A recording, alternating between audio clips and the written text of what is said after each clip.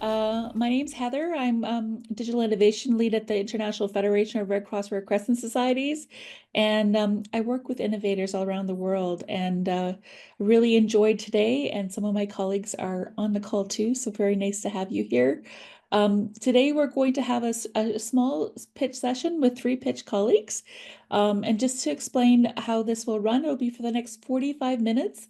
There'll be ample time for you to ask questions. And we hope that you will get to enjoy some of the work from our friends from Bubble Wrap. Sorry, not Bubble Wrap, pardon me. Did I give you the wrong name already? I'm sorry, I don't want to change your business name. It's from Bubble Robotics, from Green Digger, and from Kolbev. And they'll be sharing their pitches and they'll be in that order. My colleagues will share more about their businesses in the chat for you. But we're very happy today to have two judges who are on board, and you might have met them earlier today. So Yannick Ritschel, who is the Executive Director of Foundation Valerie. He's the Executive Director for Foundation Valerie, which is a Swiss organization supporting sustainability through innovation technologies. Thanks, Yannick. And Jessica Chavez, who's been a member of the Climate Robotics Network for a bit and was very helpful last year. We got to work with a little bit more closely. But this year, she's the CEO and founder of Robo and it's a strategic energy agency that supports robotic startups with their marketing and customer success operations. And she's going to have a little bit of a surprise for you at the end in terms of what the prizes are. We won't divulge that at this time. So just in terms of the run of show, I'm wondering if we could change the screen. We definitely would want to see Yannick and Jessica's faces if possible, just before we start the pitches. So that we could say hello and just wave at them. So everybody, so that the people who are talking, they get to see them. Wonderful. Just want to make sure we see all your faces. Hi, Yannick. Hi, Jessica. And then Patricia, you're first. And thank you, Chris. Welcome, Chris. And we have one more person to join us. We're waiting for Jakob. Just one more screen share. There we go. Hi, Jakob. Okay, so this is the team you're going to hear from for the next little bit. And so the way that this will work is each person will give a pitch. And my colleague Axel and I are going to try and help keep you on time. So please, it is a timed pitch. And the way we'll do that is I'll go off a face mute. I'll go on black. But if I show up, then you've got about 30 seconds left. And then we'll do something like this, like time. Okay, so just so you know what the kind of cues are. We'd love to give you an hour to pitch. I would love to hear like a lot more. It's my favorite thing to hear about small businesses, especially around climate. But for this day, it'll be a little bit shorter. And so that's how the run of show will go, is that you'll have about a couple minutes, and then there'll be some time for questions, which can come from Yannick or from Jessica. For those of you in the chat though too, it would be very important, the Q&A for the audience. If you have questions for the people who are pitches, please do put them into the Q&A, and our colleagues who are pitching can also answer there, because it's your network and your community. So we want to make sure that you're connected. So each pitch will happen. There'll be a Q&A, and then there'll be a pause period where Yannick and Jessica will have to make some difficult decisions about the prize. And we will give them about 4 or 5 minutes, because, we're brave and we think you can make a decision in 4 or 5 minutes, which is rough, but, it's a community show. And then we'll close off the day. And so that's just in terms of the run of show. I'm sure that I'm 1 minute over Axel, who's been kindly producing this and writing all my talking points. So with that, we're going to start off with the first pitch, but first, can I just hear your voices and just say hello? Where are you from? So I'm Heather, I'm in Geneva. And Patricia, where are you? I'm in Brussels right now. I just got back. I was in the US as part of the second part of the accelerator we were part of, and we are currently raising. My co-founder stayed there, and I'm back for the foreseeable future. We will set up here. So probably in Switzerland, in Zurich, where I also studied. So happy to, get to know you all. Thank you so much for having me. Yeah, super quick intros. It's just nice to hear people's voices. I just feel like it's a lot of human that we could need, especially during these difficult times. Jakob, where are you based? I'm based in Zurich. All right. Look at our Swiss quotient here. What about yourself, Chris? Hello, I'm Chris and I'm based in Amsterdam, the Netherlands. Amsterdam. Wonderful. I'll be there soon. We'll have to go for coffee. Yannick? Yeah. You're on mute. Yeah, Lausanne, Switzerland. Beautiful city, Jessica. I am all the northern United States in the UP, Michigan. Michigan. Wonderful. All right. Well, nice to hear everyone's voices. Okay, let's get to this pitch thing that we're going to be doing. So we'll go all on mute and we'll just turn to Patricia and we'll hand over to Axel for the slides and to start the timer. And just wonderful. Looking forward to hearing everybody talk. Thank We'll you. see. I don't see the slides right now. Oh, there we go. Perfect. Perfect. Okay, so hi, I'm Patty. Nice to meet you all. And I'll tell you a bit about how at Bubble Robotics, we're going to build the autonomous workforce for the ocean. So my co-founder and I were very much aligned on the idea that the ocean will be the biggest climate engine of the 21st century. However, right now, we really lack the data to be able to quantify most of its potential, specifically for something such as carbon capture. And scaling anything in the ocean is almost equivalent, if not harder to, than anything in space. It is hard to get out there and the environment is highly unpredictable. We started digging a bit deeper and immediately narrowed it down to a starting point in the offshore energy assets. Next slide. Okay. Yes, it's got the, okay. I changed that to come in at separate times, but that's fine. So these guys have to perform inspection and maintenance tasks for these assets whilst monitoring and protecting the biodiversity around them, which is subject to increasing regulatory pressure. If we take the example of a 500 megawatt wind farm from one of our first customers, they spend approximately $3 million a year on inspection alone, whilst having $9 million in production losses, and still 83% of failures happen underwater. On top of that, the mortality rate for divers is extremely high. Just last week in San Francisco, I was speaking to someone who worked at Chevron, who on 2 years on the job saw 3 divers unfortunately pass away. And these inspections on top of that are infrequent, and the amount of data captured remains fragmented and minimal. And of course, finally, effectively monitoring the biodiversity is essential for both winning permitting bids as well as for filing for environmental impact assessments for such offshore assets. Next slide. And you can just put everything together. Maybe it's easier. Yeah, sorry for that. As alluded to previously, a lot of the tools today are customized for big oil rigs, which are approximately the size of 1 to 2 football fields, and not for the new ocean grid, with wind farms, for instance, spanning hundreds of kilometers. Most of the tools are over-designed, and the lack of accessibility is actually crushing the current margins for these players. As mentioned before, offshore wind is our initial wedge, with a $50 billion market today, expected to increase to 1 trillion by 2040, and it's subject to huge surfaces. It is fragmented, and there is no industry right now screaming louder for automation. And the same will be true for all of the adjacent industries as well, set to grow to 3 trillion by 2040. Next slide. You can again put everything, yeah. So at Bubble Robotics, our idea is to deploy constellations of resident distributed autonomous platforms which can stay out at sea for months to even years. So more specifically, we will build near-surface docks where these AUVs can attach, recharge, and offload their data before continuing on their mission. We want to leverage as much existing infrastructure for deployment, starting off with, for instance, unmanned surface vehicles and buoys, before deploying directly into the offshore asset CapEx itself for direct energy harvesting. In doing so, we can leverage smaller, lower-cost systems whilst remaining maneuverable and allowing for these on-demand calls and optimized mission plans. If we take the 500 megawatt wind farm for our first customer that I told you about, we expect to deploy $300,000 CapEx, replacing their current $3 million a year cost.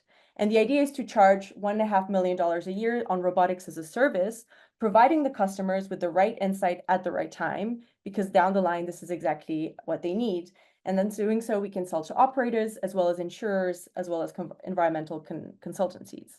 And another really cool thing about what we're doing is that we can actually collect the data from both the dock and the drone and constantly update it and upload it into our cloud and gain access to one of the largest underwater data sets out there, whilst being at the forefront of powering this autonomous workforce by adding additional capabilities on what we originally deployed, for example, by performing tasks underwater. Just as a final point on where we are now, we've signed $3.8 million in LOIs with offshore energy players such as EnBW, environmental consultancies, and a kelp farm, and have a paid pilot planned starting already from this summer. And we would love to have you join us in this endeavor. There's one more slide showing our team. Okay. So yeah, thank you very much for listening. That's our team. That's me coming from ETH Zurich for aerospace, spent some time at NASA JPL, and that's my co-founder who's a deep tech VC expert and knows what makes a great startup. And that's us this summer, or sorry, this past month, not summer in San Francisco. So thank you very much. Thanks, Patricia. Let's all give a round of applause for Patricia for their rapid presentation about something super interesting. We do have some questions. Let's see. Who shall start? Maybe Jessica or Yannick. Do you have questions or comments for our colleague? And for those of you who have questions, if you could type them in the chat or the Q&A bot, that'd be great. But maybe over to Jessica or Yannick first. Thank you, Heather. Hi, Patricia. I think you're doing something amazing. I think the question I have is, where do you have these pilots? What is going to be your first market, if it's in US, Europe? Absolutely. So our first market is right now going to be in Europe. Things were a little bit different 3 months ago when we went to the US, but hey, you know how life goes. So they'll be initially in Europe. We have a big pilot next summer with one French offshore wind operator, where we actually get to work with an environmental consultancy to evaluate our system on a offshore testbed. And we already have a pilot this summer as well in France, which is much more basic. We get to de-risk some of the core aspects of our autonomy stack by essentially trying to find some lost hydrophones underwater from an environmental consultancy and having them pay us for it. So yeah, so definitely in Europe first. And as we kind of expand on our capabilities, we hope to tap further into the oil and gas industry. We also spoke to Chevron, who invited us to test in Houston as soon as we have a proof of concept ready, especially for some of their nearshore cable applications. However, that'll be further down the line. Yeah. Awesome. Thank you. A quick question as well. As you mentioned, this is a very harsh environment and you're offering something as a service. How do you handle this harsher environment with the service model? Like in terms of profit margin, are you evolving with lower margins? It's maybe you need more reparation or maintenance and so on? Yeah, absolutely.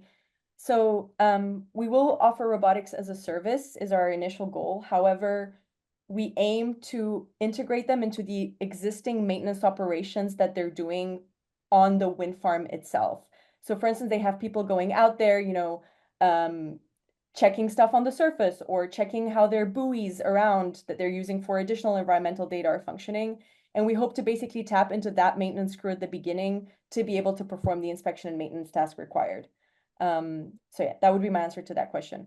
We may find that as time goes on, we have to leverage our own deployment crew on the sites that we will be deploying at, but we are yet to see how that model evolves. It is a really great point.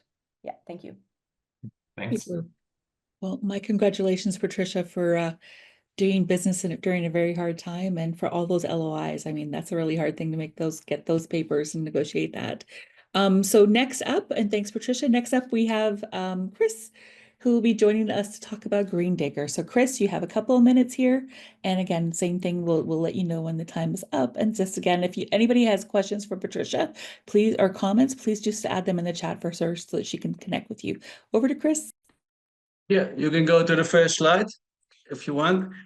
Welcome to our presentation about the Green Digger. We are currently in the development phase of a prototype and aim to start the first field test in the 2026. In this presentation, we will walk you through the problem, the solution, our invention, and the market we are targeting. Today, 1/3 of the word land is degraded, mainly in Africa, the Middle East, Central Asia, Australia, and parts of North and South America. Every minute, an additional 23 hectares turn into desert, according to the UN. It's a fast-growing crisis. Degraded soils become compacted, so rainwater can no longer penetrate. It just runs off quickly, making it impossible for vegetation to grow. The solutions are bunds, shallow holes that trap rainwater. These allow water to slowly infiltrate into the soil, giving seeds a chance to grow and restore the land. In the bottom right, you see the regeneration process. From digging bunds, to regrowth inside the bunch to fully landscape recovery. Next slide, please. Because this solution works, our mission is to scale it. That's why we're developing the Green Digger, an autonomous solar-powered excavator designed to create bunds at large scale. With the Green Digger, large-scale restoration becomes cost-efficient. Our solution is 2 to 3 times more affordable than traditional methods. And using solar power, it's fully sustainable. We are building the Green Digger in collaboration with experts, partners. For the autonomous software, we work with Nobleo, who has experience with self-driving agriculture vehicles. For the hardware, we partner with STC, a firm specialized in custom-built excavators. And we collaborate with carbon credit developers to set up projects like GGB. Green Digger will not set up projects itself, but it will lease the Green Digger to project developers. Next slide, please. As vegetation regrows in the bunds, carbon is stored into the soil. These carbon credits can be sold to companies aiming to offset their emission, a fast-growing market with strong financial potential. But even outside the carbon credit space, Green Diggers create value. For example, farmers can increase grass yields, trees can be planted in the bunds with higher survival and grow rates. Landowners can restore degraded land and increase land value. Our goal is to launch pilot projects as soon as possible. We aim to develop the Green Diggers with a strong cost-performance ratio, enabling multiple large-scale projects per year. Ultimately, we want to stop desertification and slow the loss of 23 hectares per minute. Thank you for your attention. We hope you are as excited about the Green Digger as we are, and we would love to answer any question you might have. Thank you. Wonderful. Let's give a warm applause for Chris for sharing. Thank you. Always very hard. We're going to go a bit rapid here with questions. So I'm hoping either Yannick or Jessica could ask a question. Maybe Yannick first, and then we'll move on to Jacob, and then we'll have more questions at the end. Okay, if that's all right. I'm just mindful of time, so apologies for the rapid pitch goes. Go ahead, Yannick. Thanks, Jessica. Yeah, thanks for the presentation. It's actually quite funny. I guess you know about Digit, the organization actually doing the same model.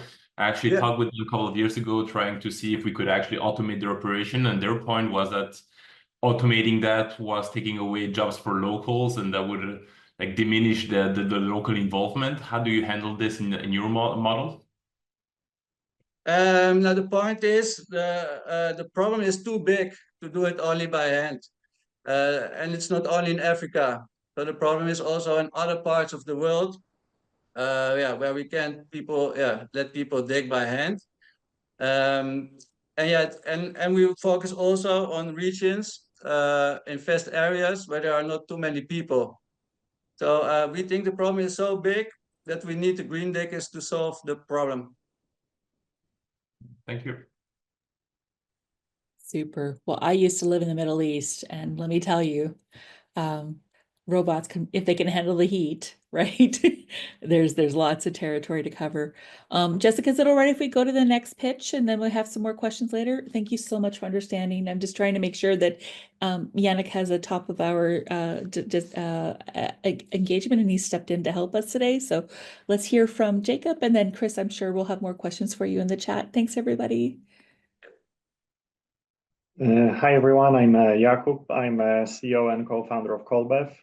Kolbev delivers renewable energy to whoever needs it, and at the moment, the biggest need comes from electric vehicles. And next slide, please. Combustion engine cars are responsible for 15% of total EU emissions and 28% of total US greenhouse emissions. And one of the answers is electrification. But when I was doing my PhD at MIT and working for automotive companies, I wanted an electric vehicle, but couldn't install a home charger, and my office parking didn't have any chargers. So I realized this is a common blocker for EV adoption. It fixed infrastructure, it's very costly and complex. It's a problem for end users, but even bigger problem for companies with fleet vehicles and companies offering EV charging for employees and customers in a large parking lots. The cost of commercial EV charging installation, it's counted in millions of dollars per large site parking lot. This cost grows exponentially when the installing first few chargers, it's relatively okay, but then putting it in a whole parking lot, more than 30, 40, 50 chargers, then it's very expensive. With such a high cost, the return of investment take very long time, especially in locations with fluctuation of demand. And next slide, please. So Kolbev B2B turnkey solution, it's autonomous mobile robots with energy storage. We rent or sell such a system to companies with parking lots. So these robots can quickly and easily charge any EV in a parking lot. The mobile find the vehicle, recognize license plate, go under the vehicle and charge it during requested duration. When charging is finished, the robot goes to another vehicle or recharge itself from renewable energy source during renewable energy peak. And this is scalable solution enabling quick return of investment and reduce complexity. It is ideal for all parking lots, especially those with which reach the grid limit or have a high fluctuation of demand, like ski resorts, amusement park, conference or concert locations.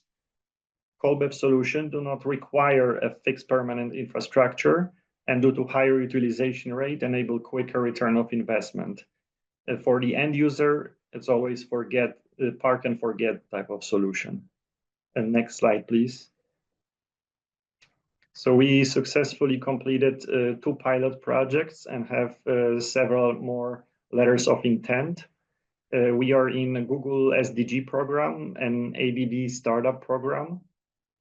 During pilots, like for example, this on a picture, the ski resort, we enable people to comfortably use EVs without range anxiety. So we enable them to switch from combustion engine to electric vehicles. And we use 100% renewable energy to make usage of EVs as green as possible.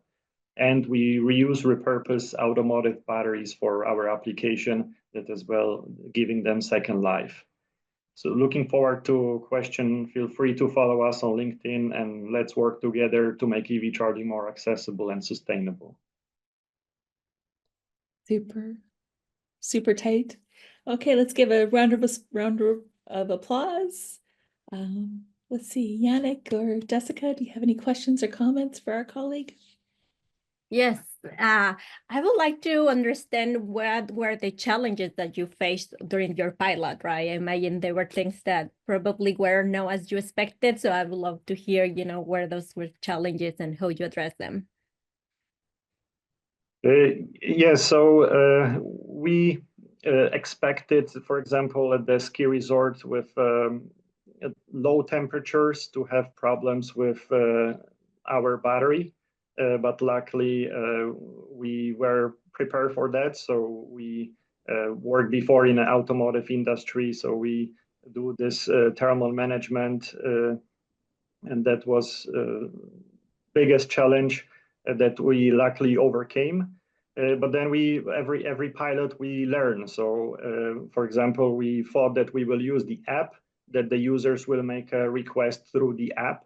But actually it turned out that most of people don't want to install extra app. So we developed a system where just the end user plug it to adapter, and this gives us automatic signal that the robot comes to this adapter. So like every time we adjust and improve the technology based on the learnings from the pilot projects. Okay. And for instance, in that case, did you charge the end user or just how are you expecting to be doing the charge? Yes, so we do business to business. So we sell it or rent it to the parking lot operator. And for example, now the new pilot is with the company that provides charging for their employees. So they provide it for free to their employees. But in case of the parking lot, like the ski resort, they wanted to do a flat rate for the people. When they pay for parking, they pay for charging in a certain location. So this part we leave to the end user, but we advise them what's the best for their situation. And as well, in the long term, we want to do revenue sharing from the per kilowatt hour as well, to do grid balancing and all this that enable us by having battery. So then it becomes a full service. Awesome. Thank you. Super. Thanks for all the questions. Now, I know that Yannick and Jessica have to have a quick chat. There's not possible to give you a side room. Do you have each other's phone numbers or could you use our Slack channel for that? Yeah, I think we're gonna use a Slack. Are you okay with that, Janik? Yeah, fine with me. Perfect. So listen, I just, again, for all the people who pitched for Patricia, Jakob, and Chris, it's very hard to do a business in this climate. And I think each one of you is such a unique type of business. Now, I'm wondering if people have more questions for our colleagues. Will our judges have a think on what they would like to do with that? There was one question, Patricia, I think it might have been Patricia in the chat. Where was this? Let's see if it's at the top. Wait a second, it's at the bottom. So there was somebody who was asking about drone localization itself underwater. I'm assuming that doesn't relate to any of your work. I think it relates to one of the other speakers from before. Is that right? I believe it's for me. Go ahead, Patricia. Yeah, I was gonna start answering, but then I saw that you wrote, so I was just trying to give time, yeah. Yeah, of course. So it's a great question, and there's multiple dimensions to this answer. The simple answer is that right now the way drone localization is done underwater is using fusion of something called a Doppler velocity logger, which is a velocity estimate based on Doppler feedback from the seabed floor, as well as triangulation of position using acoustic transponders with known location. So that is what we'll be using at the beginning.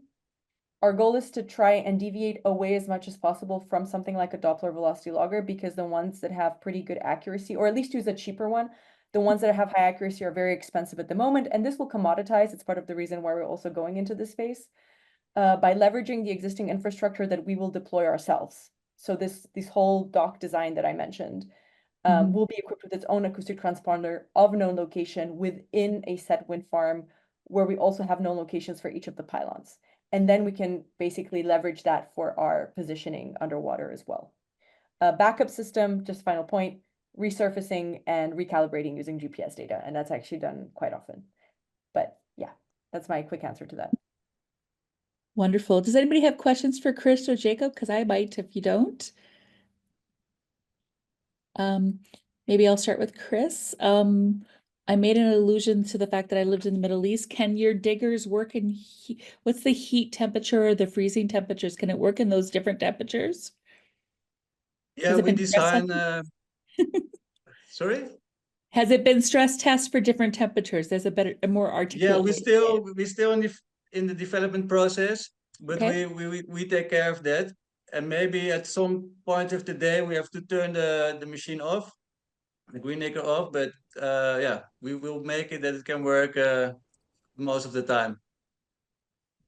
Well, it's exciting. I'm sure with different climates and different locales, it might be possible. And then for Jakob, with the EV world, beyond what's happening in Switzerland and in the countries that may be in Europe, what do you think the growth of EV is in other continents, or any vignettes that you can share about EVs?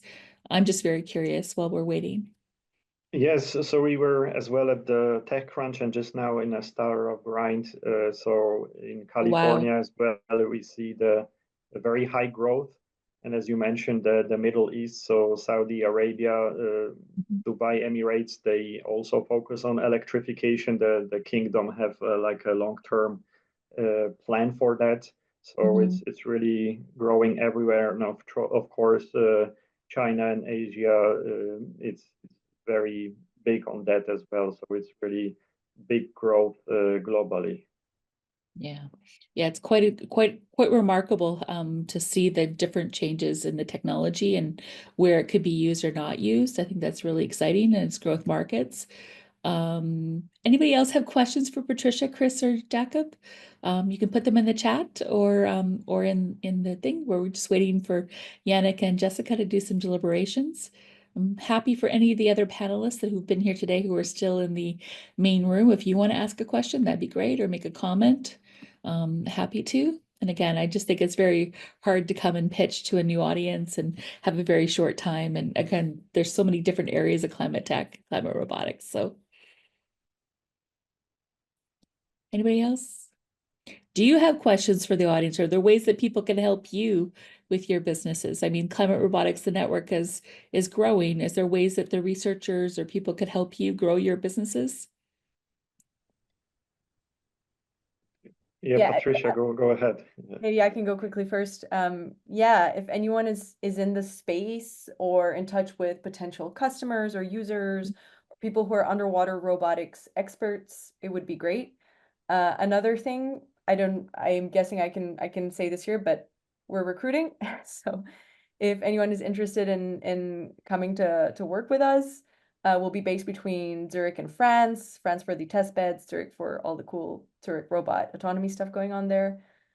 Please reach out, and please get in touch. Can come work with me for some days and go from there. So thanks for that. Yeah.